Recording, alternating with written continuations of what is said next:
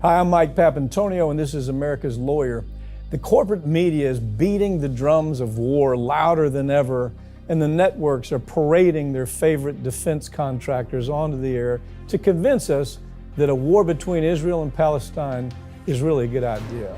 41 states have joined a lawsuit against Facebook and Instagram for endangering young Americans by getting them addicted to social media. We'll bring you the details. And President Biden has two more Democratic primary challengers, which may not be a bad thing considering how bad his polls are looking right now. All that and more, it's coming up. Don't go anywhere on America's Lawyer.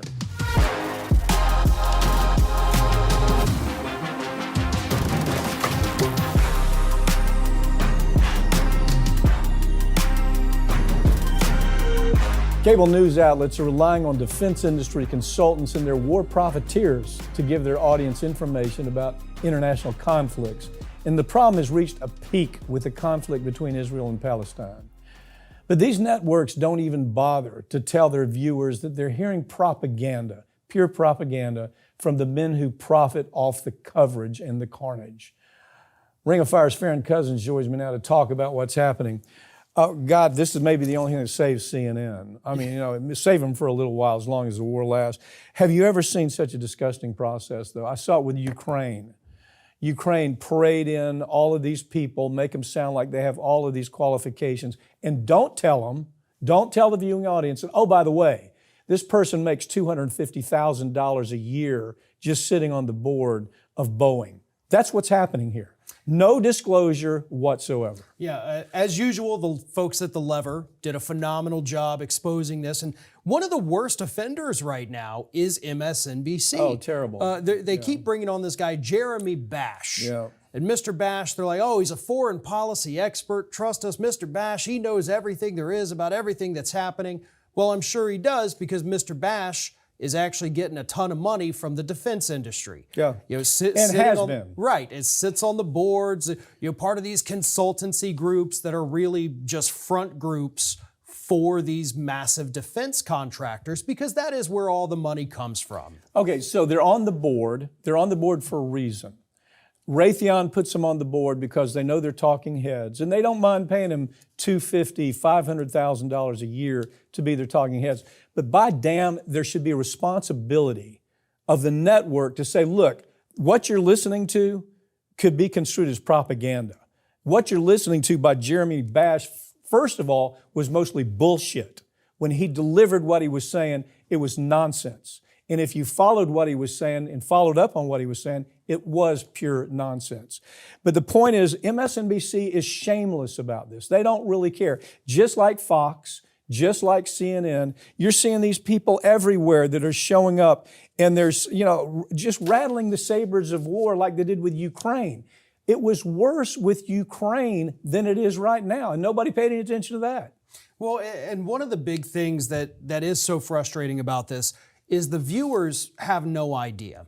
If you're watching MSNBC or CNN and Fox News, you're probably not the kind of person that's going to go and read this report from The Lever. Right. So you're not going to know that you're sitting there getting this defense industry propaganda from people who, it doesn't matter which country it is. They'll rattle the sabers against Russia, against China, against North Korea. And sure, a lot of those countries are bad, but that doesn't mean we need to go and send tanks and bombs and planes and start World War III. But that is what these people deep down want because that's the way they make money. Yeah, they're rewarded according to, if Raytheon sells more missiles, they make more money. Look, if you think, this is not even a hidden handshake. Right. This is, go out there, Dennis Ross, ambassador, Dennis Ross on Meet the Press, okay? Nobody says, well, Mr. Ross, this is some pretty strong language you're using right now. Tell us about your affiliation with West Exec, right? Talk about that. Yeah, tell us about your affiliation with this company that makes a ton of money for being the mouthpiece for every weapons manufacturer on the globe. Not a word is said, even on something like Meet the Press, that you would hope is maybe a little higher standard, not much, but a little higher standard within NBC. Right, and West Exec is just one of these many consultancy groups because that's how they label themselves. And they get their money from Raytheon. They get their money from Boeing. And then we've throw a commercial here, and suddenly it's a commercial for Boeing. Like, oh, look at our new jet engines. Well, why are you advertising a jet engine? That doesn't make any sense to me. You're going to go buy a jet engine or maybe buy a missile. You're going to go buy a missile because, look, that's part of the deal. Raytheon, give us your advertising dollars. We're going to put on your war whore. Your war whore, Dennis Ross, is going to show up and he's going to encourage more war in Ukraine. He's going to encourage more war in the Mideast. And it's a deal that you would think that they don't even keep it quiet. The only people who keep it quiet is the people that have them on talking this propaganda, and these talking heads, the hosts, don't have enough damn sense to say, tell me about your relationship with Raytheon, right? Right, and honestly, that's probably the biggest problem at all, because these people, they develop audiences who trust them. Yeah, and that's unfortunate. They tune into these corporate media outlets and they say, I watch this person because I know they're going to tell me the truth. And they're not. This person is not telling you that this other person on the side of the camera, whether it's somebody that the host chose or maybe the host was told, you have to talk to these people. Now, this kind of seems like this instance where one of these hosts needs to take a stand. I get it. I mean, you get lots of money from it, but damn it, come clean. Say on the air, listen, say, look, I'm probably going to be cut off in a few minutes, but let me tell you what's happening. Well, they would lose their millions of dollars. The host would lose their millions of dollars of money that they're paid to keep their damn mouth shut. The person across the table with them is nothing but a war whore, a war pimp that wants more war because he's working for Raytheon. He's working for the weapons industry. And the interviewer doesn't have enough character, doesn't have enough class to say, you know what, I listen to what you're saying, but you work for Raytheon, don't you? Raytheon pays you $500,000 a year, don't they? Don't even ask the question. It's the most disgusting issue that's happening right now. Right now, we have become a nation that makes our economy is propped up with weapons. Yeah. I mean, that's what we do. We're a weapons manufacturing country. That's where we make our money, that and pharmaceuticals. And this is just an extension. How about when Donahue got fired, right? Yeah, that's all the way back to Donahue getting fired over Iraq. When he said, this is nonsense, this is bullshit. Why are we invading Iraq when Saudi Arabia is the people that caused the bombing in 9/11? Exactly. All he did was, ask the questions that should be asked and speak out against it, obviously.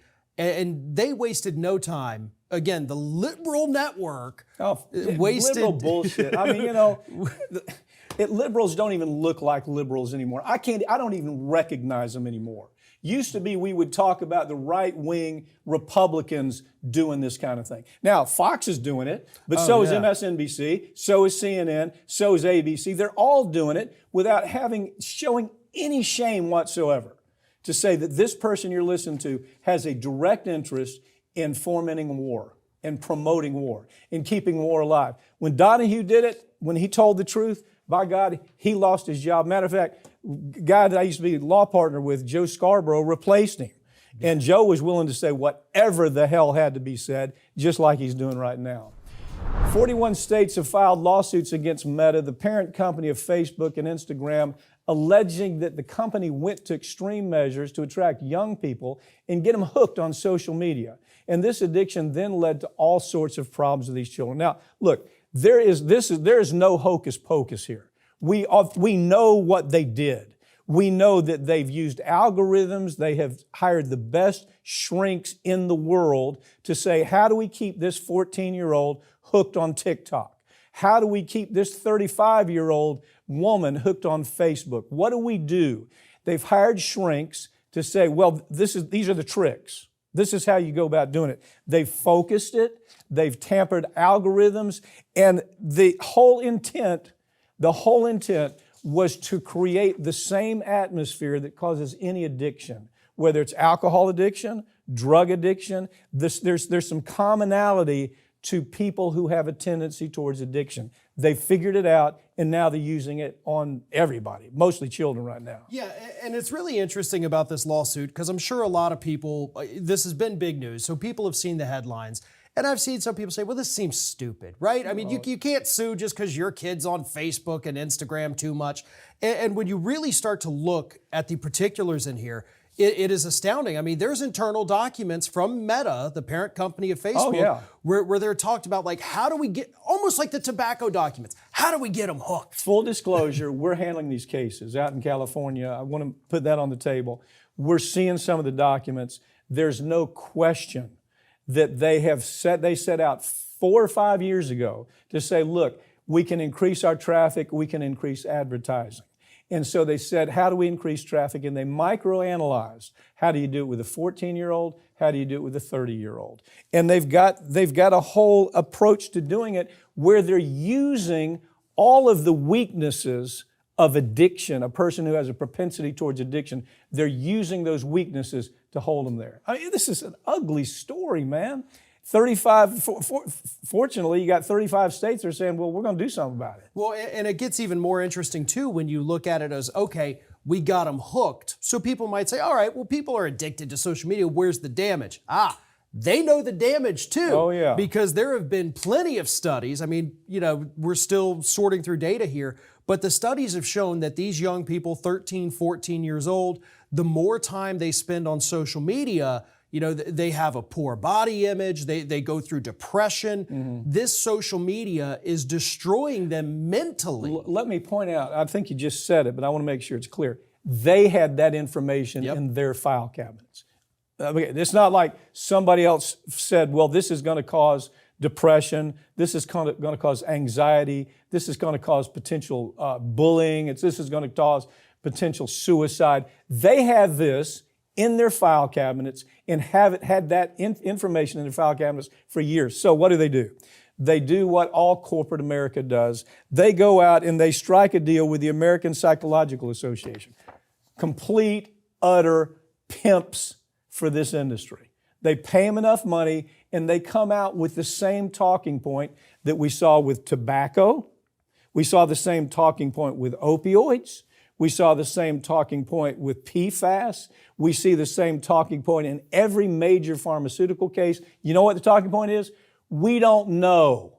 We don't have enough information. More studies need to take place. And these biostitutes, that's what they are. They're paid whores, work for the university, work for somewhere in science. They have a big name in science. So they go out and hire them for $1 million. Doc, would you please write a paper talking about how there's no relationship or that you don't know for sure because there's not enough study. So they delay it another 10 years in this study mode, right?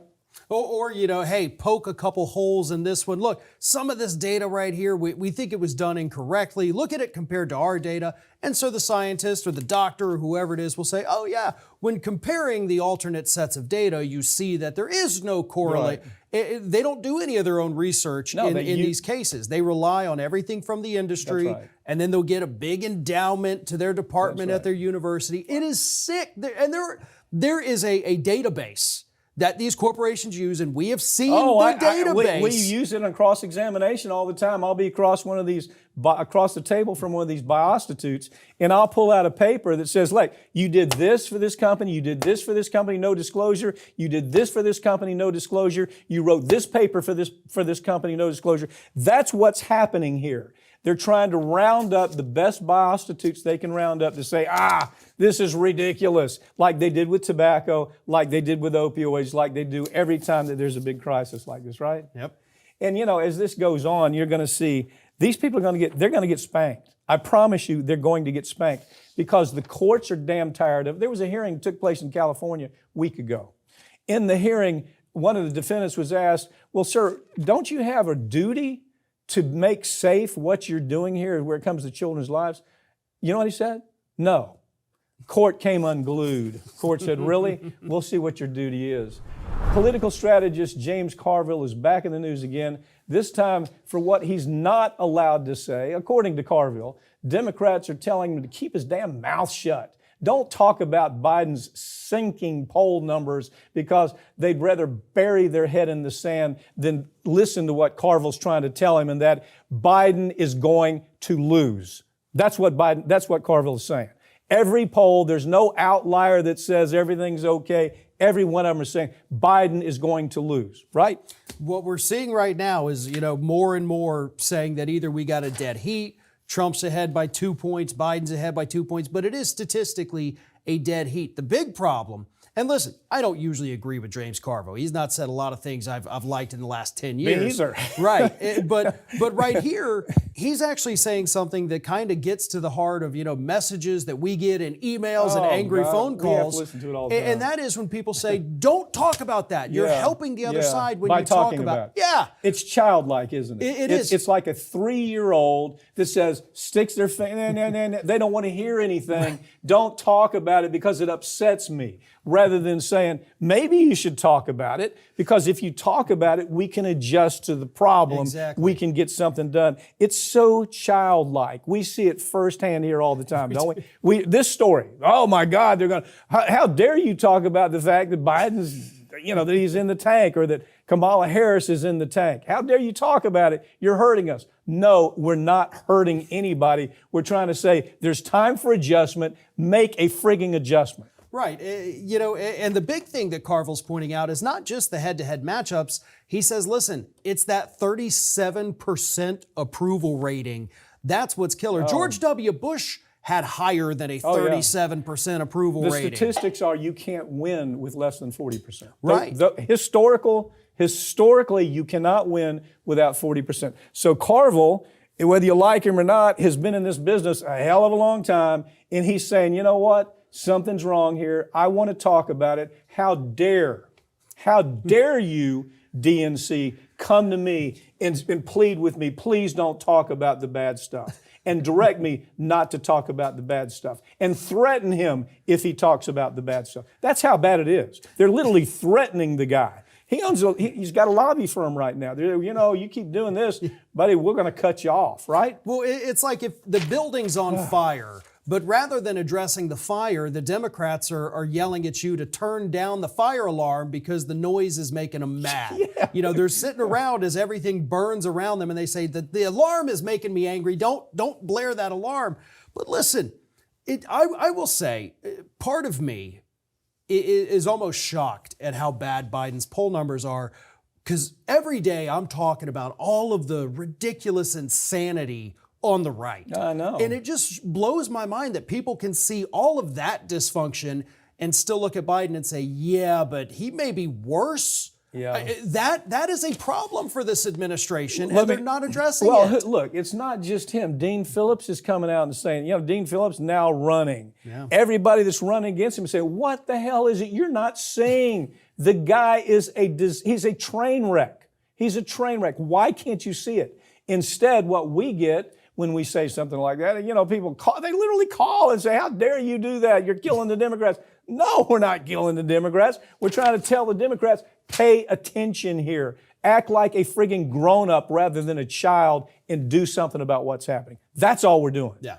But that's what Carville's doing. Carville's saying, I'm not out to get Biden. He's just yesterday's news. It's time to move on to some new news now. That's what he's trying to say. Yeah. MindGeek, the parent company of several prominent adult video websites, is being sued by a woman who alleges that her sexual assault was videotaped and published on their platform. These allegations are not a one-off. They're, as you know, we're handling these cases. We've handled these cases against Pornhub. We've handled against MindGeek. These are serious cases. The reason that the most startling thing about it is the money behind all this is coming directly from Wall Street. Okay. We're finding that as we look at these cases, MindGeek, for example, MindGeek is a company in Canada tied to Pornhub. Okay, they would collect, they would send out notices to people who they knew were traffickers, knew that they were traffickers. They would say, we need a videotape of a 14-year-old being sodomized in a hotel room. And the traffickers would go out and do that. They would go to a hotel, rent the hotel, bring in lights, cameras. Anybody at the hotel had to see something was wrong there. But while MindGeek was being investigated by Canadian Parliament, ask the question. We have it on you. We know you're doing this. While that was happening, Wall Street was giving them more money to finance their operation. That's how ugly the story is. This whole story here, and it's tragic what happened to this woman. I mean, she says that she was sexually assaulted, basically raped, It was videotaped, and the next thing she knows, it's up on this website. Take it down. For people to watch for their enjoyment. This horrific thing in her life. But you talk about the Wall Street involvement, the Canadian company involvement. We also have the hotel involvement, like you talked about. We have hotels that knew this was taking place. You had every staffer in these hotels say, "Yeah, everybody kind of knew when you saw the guys moving in with filming equipment for the Red Roof Inn." Yeah, exactly. This isn't like they've rented a room for 2 weeks in the biggest suite they have. People bringing in cameras, lights. Go ahead. Exactly, and so there's lawsuits against the hotels, and we've done plenty of segments about that. We've handled those cases. Exactly, and so this industry, this human trafficking industry, this assault industry, is alive and well, and it's not the people you see in the movies, right? Taken. It's not just a group of people who go out there and they snatch women off the street. Balkans, and then they sell them overseas. I mean, that happens, but this is much more sophisticated. You have Wall Street involved. You have massive hotel chains. You have these companies that are well organized and well established and very well funded that do this for a living. It's almost, I recently talked to Chris Paulos from your firm about terrorism. People think, oh, the terrorists are these people, they're hiding out in their caves. They are not. They are people with connections to Wall Street, with the high-up banks, with the governments. It's a sophisticated, high-tech apparatus, and so is the human trafficking industry, and that's what we're seeing here. Yeah, well, we've been handling these cases against the Mind Geeks and the Pornhubs and all these slithering creeps for a while now. And the most bothersome thing is to understand, but for Wall Street money, they wouldn't be alive. The FDA has warned that the use of probiotics on premature infants could have deadly effects, deadly side effects. Children have already died. There are now dozens of adverse events reported regarding preterm infants and probiotics. And the FDA has gone as far as telling the companies that you're illegally marketing these treatments to hospitals and stop. Hasn't stopped them, has it? No, the FDA hadn't done anything either. No, they've sent out warning letters, and then just like the FDA does, they did nothing after that, right? Yeah, they send out the letter and they say, okay, there we did it, guys. Everybody go home happy. But no, infants, premature infants are dying, and they're dying a horrific death. Nothing but pain for these infants, to the point, and this is actually another lawsuit that your firm has handled. We're handling these cases, but the stories we've heard are absolutely horrific. These NICU nurses saying, I had to quit my job. The screams, the wails from these infants as they're dying from this, a necrotizing enterocolitis. It's one of the worst things they've ever seen in their lives. They're haunted by the screams that they heard from these dying babies. As you know, what it does is it dries up the bowels of the child. And as it dries up the bowels of the child, the pain is excruciating. They can't really stop the pain other than putting the child in a coma. You're seeing it with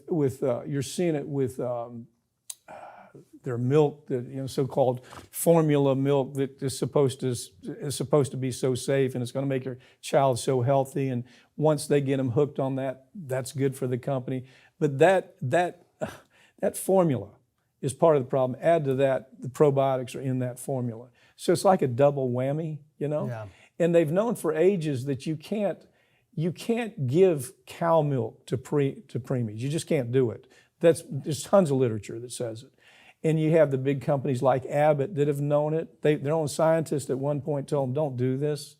And the only reason they don't make a choice to change anything is because of brand loyalty. They're afraid if they make a change, that'll interrupt brand loyalty. Yeah, and these parents, they don't know. I mean, these warnings that the FDA has sent to the hospitals and to the manufacturers, they're not going to the new mothers. They're not going to the parents. The FDA is not saying, hey, wait a minute, before you give this to your child, you may want to look at our literature. Because the FDA does nothing other than send out letters. I mean, they've known this for so long. People could be in jail for this. Oh, yeah. The FDA could have totally shut them down, banned these products, and they're not going to do it. Two things. Number one is they never throw a white man in a suit in prison for killing people like this. Okay, they don't get it. It could be the worst kind of manslaughter, just like opioids. Killed 150 people a day. not one of the white guys in Armani suits went to prison.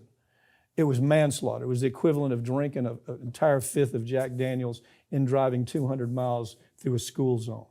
But nevertheless, they're MBAs, they're from Harvard, they're from Yale, they got suits on, so we don't throw them in jail because we have a different system in the U.S. Anywhere else in the world, they'd be thrown in jail. Matter of fact, you did that, you see it all the time. Europe and Asia, these people are actually dealt with. Not here, because we have a DOJ that has no guts. Most of the time, the administration in charge of the DOJ, like this one, has no guts to push it. And so that's why this happens. And it's going to continue happening until some of them are thrown in prison. And they can tell the story about the fact that Joe did this 10 years ago and he got 10 years in prison. Until we do that, this type of thing is going to continue. Drugs, the environment with pollution, stealing from mom and pop and pension programs, it's all going to continue because we won't throw these people in jail because, well, they got a suit on. They got an MBA. They went to Harvard. They went to Yale. So we don't throw them in prison.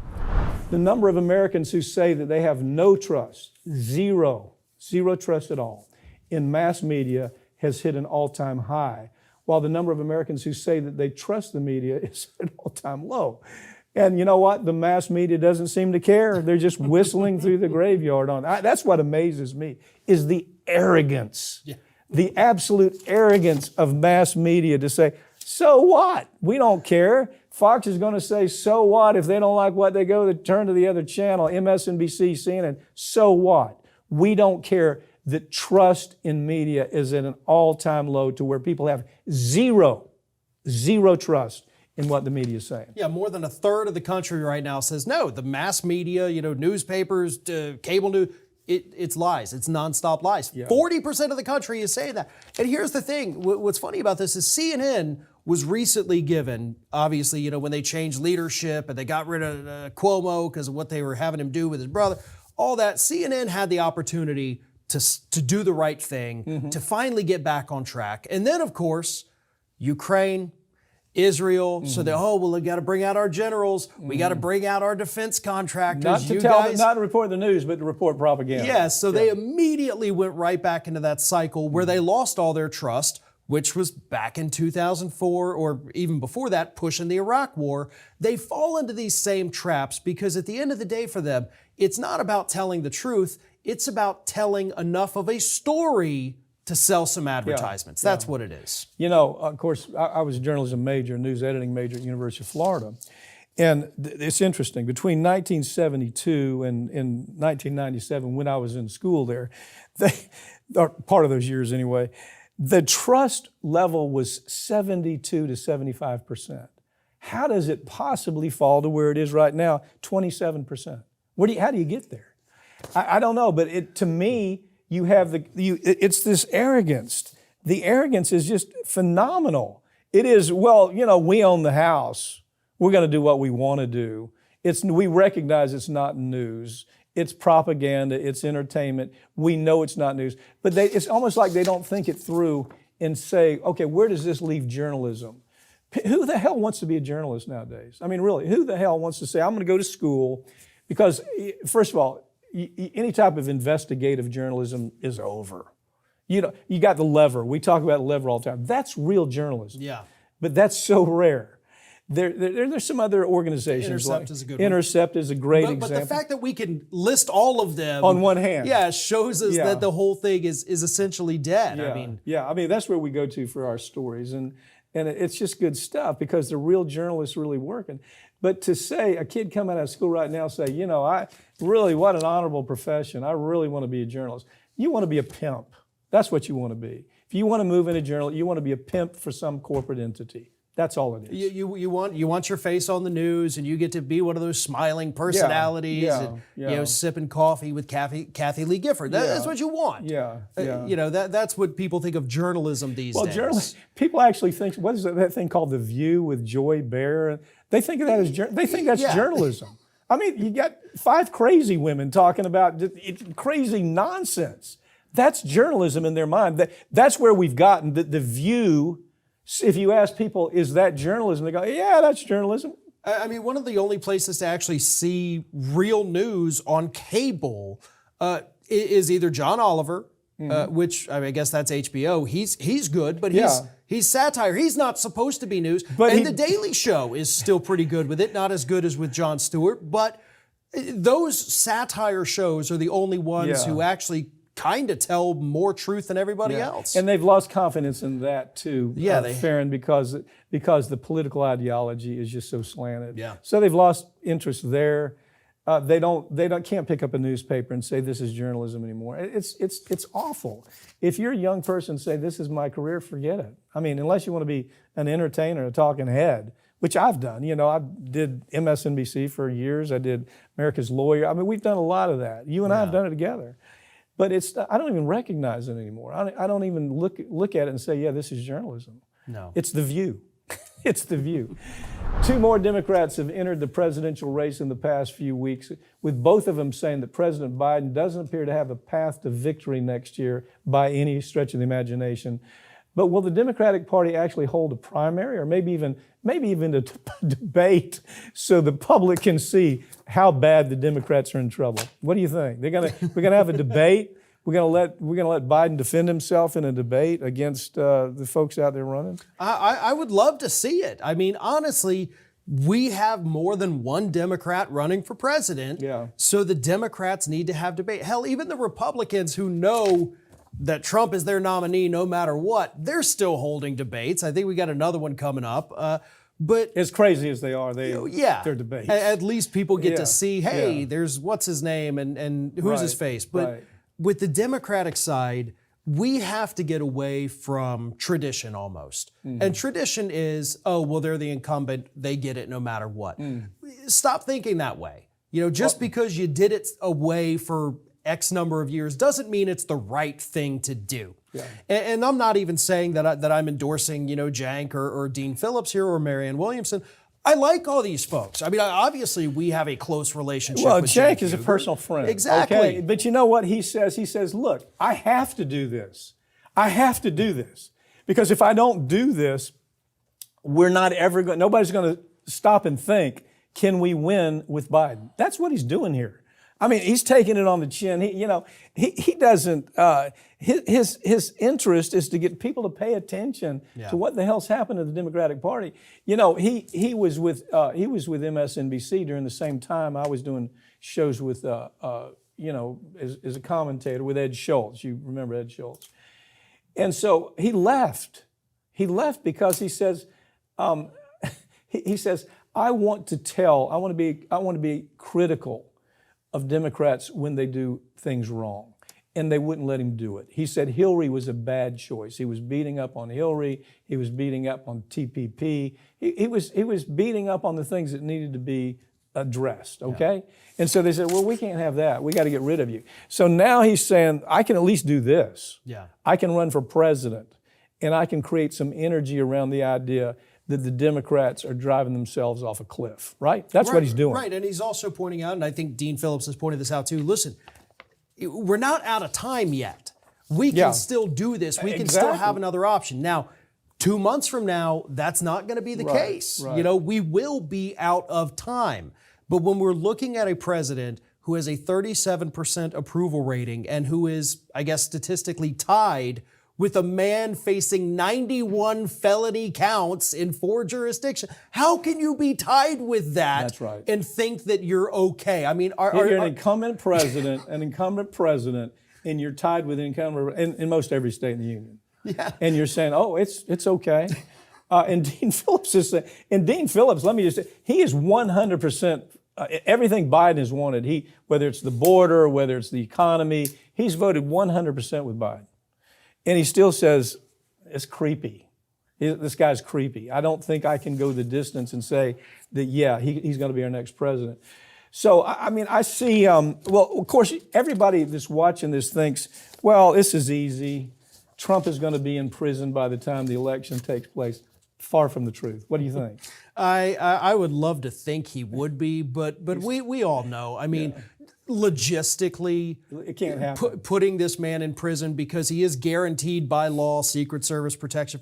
Like just on that you can't even physically put him in a jail. Well, run out the appeal issue. Let's say one of these hit. that- Let's say one of them hit.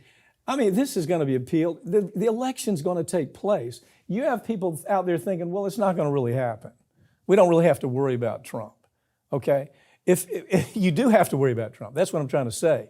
And if you put Trump against Biden, I just think Trump wins. And that's what both of these guys are saying. I mean, that's what everybody's saying. Yeah. That's what Cenk is saying. That's what Dean Phillips is saying. I said, what is it you're not seeing here? And Mary, and by the way, it's not just MAGA vote at this point. It's independent vote, it's youth vote, it's minority vote. That you're seeing this dramatic shift taking place. Well, and Marianne Williamson, who also has some great ideas. She is very much like Bernie Sanders. My only hang up with her is, I wish she had the political experience to go along with it. But other love than that, her ideas. I don't dislike her at all. Yeah, I love her And ideas. then, especially now, you got Cornel West as a Green Party candidate. You got Bobby Kennedy as an independent. Look, we could have a real, multi-choice presidential race. And that's not a bad thing. It doesn't matter who you like in it. A lot of it choice is good. A lot of it depends on how the ballot looks, Yeah. If you've got the ballot's going to be covered with choices. It's just going to be covered with choices. And so there's so much, people feel so disaffected by this whole process that I'm not seeing why Biden's not understanding, maybe I ought to just step down for the good of the country. Or Kamala Harris saying, I have a snowball's chance in hell. And let me move on. Let's hope I can be appointed something. But let me move on. It's just it's a selfishness in a way because they know how bad they're hurting the Democrats' political possibilities. It really is. And if they were confident in their abilities, then they should tell the DNC, hey, hold a debate. I got nothing to hide. I'll go defend my record and put it up against everybody else on that stage. Let's do it. Let's show the public that I really am the best choice. Because if he were able to do that, I think you would see poll numbers go up if he did a debate and won, obviously. So you got to have that caveat. The last time he did a press conference, it was like, oh, this is great. It was average at best, but they thought it was great because he made it through it. He made it through. He wasn't mumbling, well, a little bit, but he made it through it, and that's a victory. Anytime you're gauging a victory like that and you're saying this is good, have we forgotten real presidents? Have we forgotten what a real statesman looks like? A John F. Kennedy kind of statesman? And people want energy these days. They need a little bit of enthusiasm in their candidate. I mean, even Bernie Sanders, who is older than Joe Biden, he still comes with energy and enthusiasm. Right. And you see him in videos, he'll still be sprinting through airports right now. And Cenk, obviously, huge energy with him. Yeah. I mean, that's not a question. Look, if you don't, I hate to hear people criticize the guy. He's a wonderful person. I mean, I've known Cenk a long time, all the way back to Air America. Yeah. When it was like this little group of us. It was Janine Garofalo, Sam Cedar, Chuck D, Al Franken. It was Cenk. Just an incredible lineup. Bobby Kennedy. And Rachel Maddow. Yeah. I could go on forever. It was this gathering of progressives that said we're gonna create some energy around the progressive movement. And the only reason it failed was because the people that had all the money are the people we were criticized. Yeah. The auto industry, the pharmaceutical industry, the Wall Street. But at any rate, it was an effort that was driven a lot by Cenk Uygur, who really cares about progressive movement. Yeah, he along with what we were doing at the time with Go Left TV, he's the one who pushed the left to, hey, do this on video. I mean, really helped usher in that whole YouTube thing for everybody. No, he did. So huge credit for that. I just hope that I hope people will listen to what he's saying. Farron, thanks for joining me. Okay. Thank you. That's all for this week, but all these segments are going to be posted right here on this channel in the coming week. So make sure you subscribe. I'm Mike Papantonio, and this has been America's Lawyer, where every week we tell you the stories that corporate media won't tell you because they can't. Their advertisers tell them that they can't. The advertisers tell them if you do this story, we're going to pull our advertising. Or their political connection is such, it's so Democrat or it's so Republican that they can't get sideways with their ideology of that party. But we do. And it may be offensive to some of you, but we'll continue to do that. Hopefully we'll see you next time.